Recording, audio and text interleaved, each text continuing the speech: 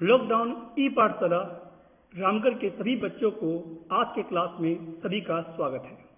मैं Premchandra Poddar RV+2 high school Sandi Chitarpur से हूँ। मेरा सब्जेक्ट केमिस्ट्री है और मैं अपने स्कूल में 11th-12th के बच्चों को केमिस्ट्री पढ़ाता हूँ। आज मैं आपके बीच उपस्थित हूँ केमिस्ट्री पढ़ाने के लिए।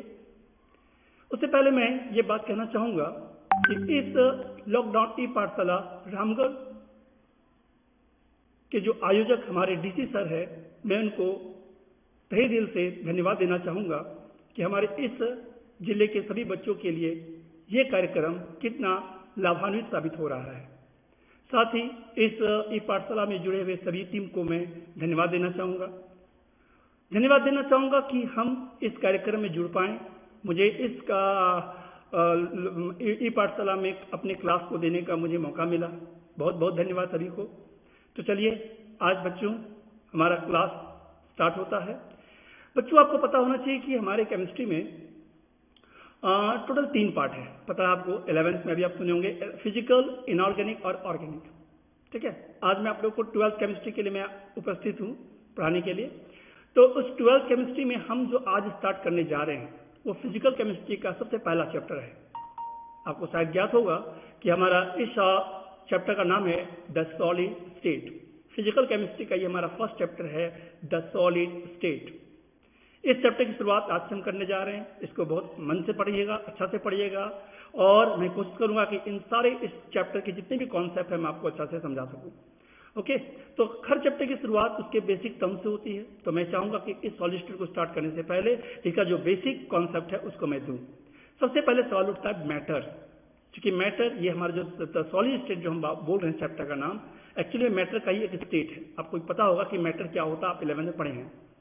11th में आप पढ़े होंगे कि मैटर दुनिया की जितनी चीज आपको दिखाई दे रहा है जिसमें कोई मास हो, डेफिनेट मास हो और जो एक डेफिनेट स्पेस ऑक्यूपाई करे, हम उसे कहते हैं मैटर। जैसे आपके घर में कई सारे ऐसे चीजें हैं जो मैटर है, as a TV, as a sofa, है ना। इस तरह कई सारे मैटर आपके चारों तरफ देखने को मिलता है। ओके, लेकिन इन चारों तरफ के जो हमारे यूनिवर्स के जो मैटर्स है उनको यदि हम क्लासीफाई करें तो हम पाएंगे कि ये मैटर कितने स्टेट में पाए जाते हैं, गैसेस स्टेट में, लिक्विड स्टेट में और सॉलिड स्टेट में। मतलब गैसीय अवस्था, द्रव अवस्था और ठोस अवस्था।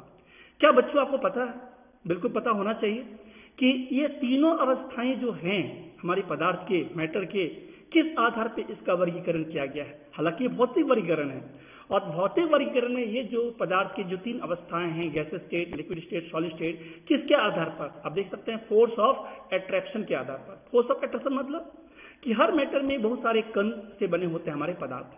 कण मतलब सूक्ष्मतम कण, जिसे हम परमाणु, अणु या आयन कहते हैं।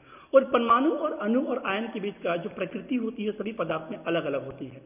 उसी प्रकृति के आधार पर उसमें आकर्षण बल होता है और उसी आकर्षण बल के कम और ज्यादा होने के कारण हमारे पदार्थ की 3 अवस्थाएं देखने को मिलता है। वो 3 अवस्थाएं गैसेस स्टेट, लिक्विड स्टेट और सॉलिड स्टेट।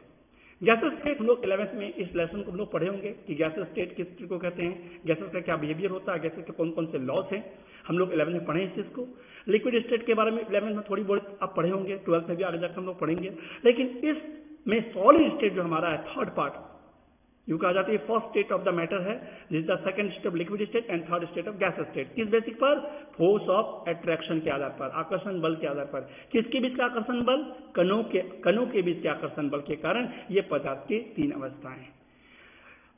बच्चों आपको पता होगा कि हमारे पदार्थ की ये जो 3 अवस्थाएं हैं उन सभी पदार्थों के ये जो आकर्षण बल है कणों के बीच, उनमें भिन्न भिन्न होता है। सबसे आकर्षण बल आपको पता होना चाहिए ठोस अवस्था में होता है, उसके कम द्रवावस्था में होता है। सबसे हमारा फोर्स ऑफ अट्रैक्शन जो पार्टिकल्स में, कणों के बीच में जो होता है सबसे कम, वो होता है गैसीय स्टेट, यानी गैसीय अवस्था।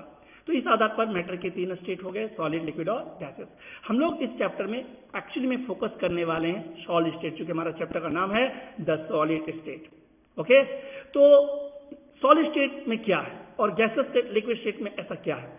आपको अभी बताए थे कि अट्रैक्शन फोर्स यानी कि आकर्षण बल कणों के बीच में सबसे ज्यादा होता है ठोस की अवस्था में और सबसे कम होता है गैसीय अवस्था में। तो आप देख सकते हैं कि इस गैसीय अवस्था में कणों की दूरी बहुत ही एक दूसरे से बहुत दूर दूर है। द्रव अवस्था में इन कणों की दूरी थोड़ा नजदीक है और सबसे ज्यादा नजदीक हमारे ठोस अवस्था में। ऑफ कोर्स नजदीक होना ही है, क्योंकि आकर्षण बल सबसे ज्यादा हमारा ठोस की अवस्था में देखने को मिलता है। इसी आकर्षण बल के कारण इन तीनों का बिहेवियर एक दूसरे से बिल्कुल ही अलग होता है। बिहेवियर की बात करूं तो स्टूडेंट, आप लोग याद होगा, आप 11th में जब थे तो इन सभी का बिहेवियर आपको पढ़ने को मौका मिला होगा। एक बात और हम बोलेंगे, आकर्षण बल को हम एज्यूम कर सकते हैं इस तरह से। आप देख सकते हैं ये हमारे पार्टिकल्स है, और ये पार्टिकल बीच में आप क्या देख रहे हैं, स्प्रिंग के माफिक दिख रहा है आपको। यानी हर एक पार्टिकल दूसरे को एक स्प्रिंग की तरह क्या कर रहा है, एक दूसरे को इंट्रैक्ट कर रहा, एक दूसरे को आकर्षित कर रहा। इसी को बोलते हैं इंटरमॉलिक्यूलर फोर्स या इंटर पार्टिकल अट्रैक्शन फोर्स। इसी फोर्स की मैग्नीट्यूड के कम और ज्यादा होने के कारण पदार्थ की ये तीन अवस्थाएं, ठोस, द्रव और गैस। तो हम लोग किस अवस्था की भी बात कर रहे हैं, सॉलिड स्टेट। लेकिन थोड़ी बहुत आप 11th में पढ़े होंगे कि ये जितनी भी अवस्था है, ठोस, द्रव और गैस, ये तीनों अवस्थाएं सभी की प्रकृति, सभी की प्रॉपर्टी एक दूसरे से बिल्कुल भिन्न होती है। आप देख सकते हैं ये हमारा एक कॉलम में प्रॉपर्टी है, दूसरे कॉलम में सॉलिड, लिक्विड और गैसेस, तीसरे कॉलम में। हम यहाँ क्या दिखाए हैं, हम यहाँ दिखाएं कि सभी पदार्थ की तीन अवस्थाएं जो हैं, उन सभी की प्रॉपर्टी एक दूसरे से किस मामले में भिन्न है। मैं इसको ज्यादा डिटेल नहीं करूंगा क्योंकि आप इसको 11th में पढ़े होंगे। हम लोग इस यूनिट में यानी 12th के केमिस्ट्री में हम लोग ज्यादा फोकस करेंगे किस स्टेट को, सॉलिड स्टेट को। तो चलिए स्टार्ट करते हैं। पदार्थ की यह अवस्था कौन सा अवस्था, ठोस की अवस्था, यानी कि the solid state of matter. Okay, तो देखिए हमारे लाइफ में हमारे चारों तरफ, हमारी जिंदगी में ऐसे ही सॉलिड चीजें हैं जो हम लोग डेली यूज करते हैं। जैसे आप देख सकते हैं आपके स्क्रीन पर कई तरह के सॉलिड मटेरियल्स है, as a gun, soft, eraser, watch, pen, बोतल, चॉक, है ना, नेल, कार वगैरह वगैरह एक्सेट्रा। तो ये सारे मटेरियल कैसे स्टेट में है, सॉलिड स्टेट में। हम लोग डेली लाइफ में इसका इस्तेमाल कुछ न कुछ कोई ना कोई मैटर, हम कोई ना कोई सॉलिड स्टेट का सब्सटेंस हम लोग डेली लाइफ में करते आ रहे हैं। ठीक है, तो मेरा कहने का मतलब है कि हम लोग की इस चैप्टर की ऑब्जेक्टिव क्या है, मतलब हम लोग इस अध्याय में क्या पढ़ने वाले हैं, क्या सीखने वाले हैं। सबसे पहली बात कि कोई भी चैप्टर शुरुआत करता है तो उसका ऑब्जेक्टिव समझना बहुत जरूरी होता है, ताकि उस चैप्टर को पढ़ने में मजा आ जाए, उसमें जानने की जिज्ञासा बढ़ जाए, एक्साइटमेंट बढ़ जाए। तो मैं बता दूं कि ये चैप्टर के एंड तक हम लोग सॉलिड के बारे में बहुत कुछ जान पाएंगे। जैसे कि सॉलिड के अंदर के कंपोजिशन, सॉलिड के अंदर के पार्टिकल का कंपोजिशन कैसा होता है, उसके पार्टिकल में इंट्रैक्शन फोर्स कम और ज्यादा किस तरह से होता है, उसके आधार पर सॉलिड कितने प्रकार के होते हैं। सॉलिड के आगे जाके प्रकार भी मिलेंगे।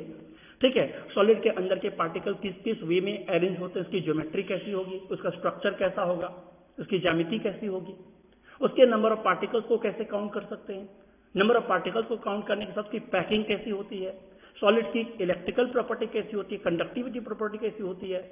ठीक है ना, कंडक्टिविटी प्रॉपर्टी के आधार पर सॉलिड कितने प्रकार के होते हैं ये हम जान पाएंगे। सॉलिड की मैग्नेटिक प्रॉपर्टी पर भी हम लोग बात करेंगे। तो इन सारी चीजों को हम लोग को इस चैप्टर में पढ़ना है, ये सब हम लोग को सीखना है। ओके, तो चलिए सीखते हैं। शुरुआत करते हैं सबसे पहले सॉलिड से। ये सॉलिड क्या है, what do you mean by solid, पता है ना सॉलिड क्या है। सॉलिड मैटर का सबसे फर्स्ट स्टेट है जहां हमने कहा था कि इसकी इंटरमॉलिक्यूलर फोर्स यानी इसका जो अट्रैक्टिव फोर्स जो पार्टिकल के बीच में जो होते हैं वो काफी स्ट्रांग होता है। हर एक पार्टिकल दूसरे को काफी स्ट्रांग फोर्स से इसको क्या करता है, अट्रैक्ट करता है।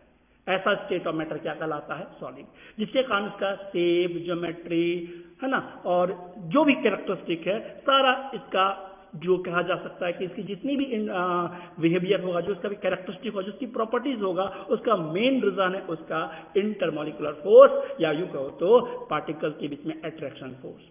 तो how can you define solid state of the substance.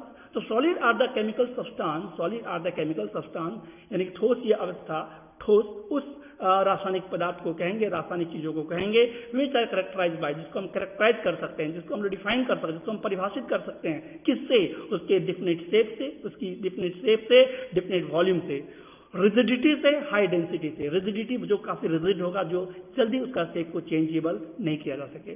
Low compressibility, जिसकी कंप्रेसिबिलिटी काफी कम हो।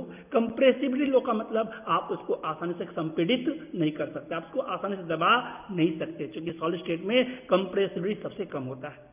द कंस्टिट्यूएंट पार्टिकल मीन्स जिस कणों से वो मिलके बना हुआ है, किन किन कणों से बना होता हमारा पदार्थ, एज ए एटम, परमाणु से या अणुओं से या आयनों से, आर क्लोजली पैक्ड। ये जो पार्टिकल्स है, ये जो कंस्टिट्यूएंट पार्टिकल्स है, एक दूसरे के काफी नजदीक होते हैं, काफी क्लोज होते हैं और स्ट्रॉन्ग इंटर पार्टिकल फोर्स के साथ एक दूसरे को होल्ड करता है। ओके, तो यह सब्सटेंस कहलाता है कौन सा state of substance? Solid state of substance. समझ में आ गया बच्चों? तो सॉलिड सब्सटेंस क्या है, समझ में आ गया? सॉलिड सब्सटेंस वो सब्सटेंस होता है जिसमें इंटर पार्टिकल्स के बीच का स्ट्रॉन्ग अट्रैक्शन फोर्स हो, जिसके कंस्टिट्यूएंट पार्टिकल एक दूसरे का भी क्लोज पैक्ड हो, जिसके कारण उसका शेप और वॉल्यूम डिफिनिट हो, रिजिडिटी शो करे, हाई डेंसिटी शो करे और लो कंप्रेसिबिलिटी हो। लो कंप्रेसिबिलिटी क्यों होगा? क्योंकि पार्टिकल एक दूसरे कितनी नजदीक होती है कि उसमें स्पेस बहुत ही कम खाली रहता है और खाली कम रहने के कारण आप इसे कंप्रेस्ड यानी संपीड़ित नहीं कर सकते। ओके, चलिए धीरे धीरे हम इस चैप्टर को एक्सप्लोर करेंगे, सब समझ में आ जाएगा, डोंट वरी। अब देखिए, अब हम बात कर रहे हैं कि सॉलिड स्टेट में जो इंपॉर्टेंट कैरेक्टरिस्टिक है, इंपॉर्टेंट प्रॉपर्टीज है, उसको आपको हम वन बाय वन बताने जा रहे हैं। सॉलिड की यदि कैरेक्टरिस्टिक की बात करें तो सबसे पहला कैरेक्टरिस्टिक की सॉलिड जो सब्सटेंस होते हैं, they have definite mass, volume and shape. यानी कि मैटर का ये स्टेट में क्या खासियत है कि इसकी मास हमेशा डिफिनिट होगा। खैर मास तो डिफिनिट तो लिक्विड में भी होता है ना? मास डिफिनिट होगा, वॉल्यूम डिफिनिट होगा और शेप भी डिफिनिट होगा। Second point, the intermolecular distances are short, यानी कि इसके बीच का जो इंटरमॉलिक्यूलर जो अट्रैक्शन फोर्स होगा वो काफी डिस्टेंसेस होगा, यानी एक मॉलिक्यूल से दूसरे मॉलिक्यूल के जो गैप होगा, जो डिस्टेंसेस होंगे वो काफी कम होगा, बिल्कुल कम होगा। क्यों कम होगा? बिल्कुल कारण वही है, अट्रैक्टिव फोर्स का स्ट्रांग होना। Third point, the intermolecular forces are strong, इसकी जो इंटरमॉलिक्यूलर फोर्सेस होंगे जब सबसे ज्यादा स्ट्रांग होता है, यानी हर एक पार्टिकल, हर एक कण दूसरे कण को अपनी ओर आकर्षित बहुत मजबूती तरीके से करता है।